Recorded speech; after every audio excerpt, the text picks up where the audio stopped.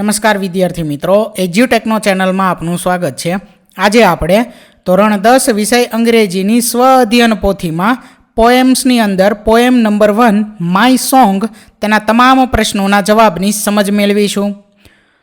વિદ્યાર્થી મિત્રો, ધોરણ 10 વિષય અંગ્રેજીની સ્વ અધ્યયન પોથીના તમામ યુનિટ અને પોએમ્સનું સંપૂર્ણ સોલ્યુશન તમે વિડીયોના ડિસ્ક્રિપ્શન બોક્સમાં આપેલી લિંક પરથી મેળવી શકશો।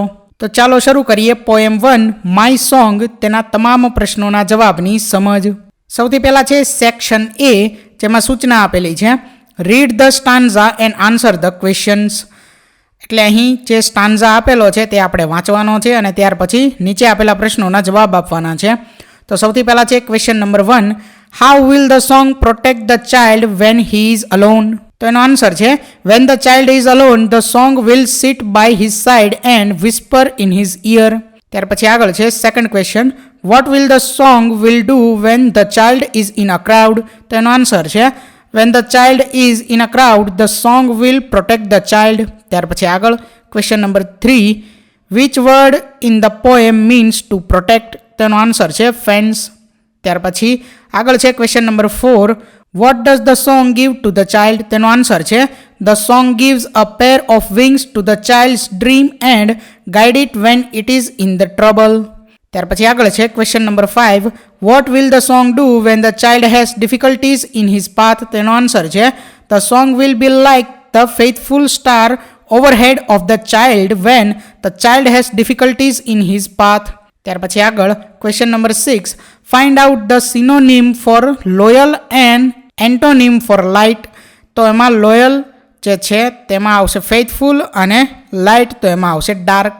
ત્યાર પછી આગળ સૂચના આપેલી છે write whether the sentences are true or false, એટલે કે અહીં જે વાક્યો આપેલા છે તે સાચા છે કે ખોટા તે આપણે લખવાના છે। તો એની અંદર 7મામાં આવશે ફોલ્સ, 8મામાં ટ્રુ, ત્યાર પછી આગળ 9મામાં ટ્રુ, 10મામાં ટ્રુ, 11મામાં ટ્રુ।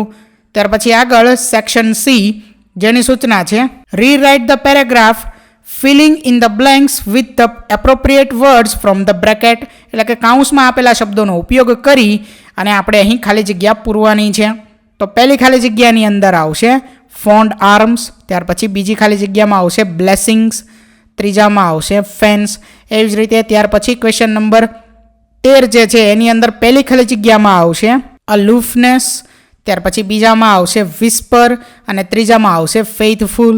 તો વિદ્યાર્થી મિત્રો, અહીં ધોરણ 10 વિષય અંગ્રેજીની સ્વ અધ્યયન પોથીમાં પોએમ નંબર 1 તેના તમામ પ્રશ્નોના જવાબનું સોલ્યુશન પૂર્ણ થાય છે। થેન્ક યુ દોસ્તો, એજ્યુટેકનો ચેનલ તરફથી વિડીયો નિહાળવા બદલ આપનો આભાર। આવા બીજા વિડીયોઝ નિહાળવા માટે અમારી યુટ્યુબ ચેનલ એજ્યુટેકનો અત્યારે જ સબસ્ક્રાઇબ કરો। આભાર દોસ્તો।